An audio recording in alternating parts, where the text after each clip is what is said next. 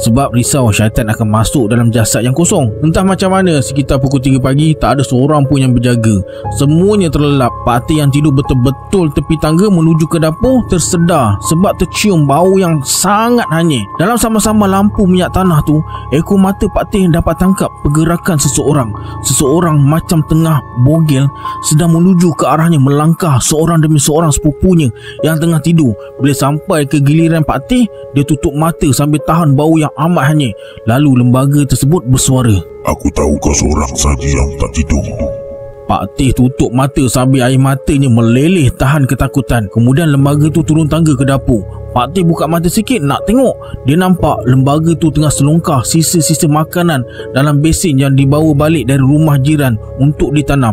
Zaman tu dekat kampung masih tak ada plastik sampah, tak ada pinggan plastik, cawan plastik, tak ada tong sampah dan tempat pembuangan sampah.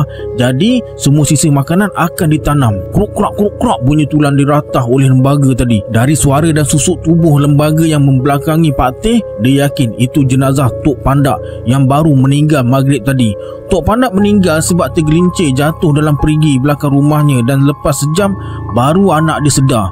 Lepas makan, jenazah Tok Pandak bergerak semula ke tilamnya dan sekali lagi melangkah ke Pak Teh. "Jangan sesekali kau buka mulut pada yang lain apa yang aku buat malam ni." Masa tu rasa nak pecah jantung Pak Teh. Punyalah takut.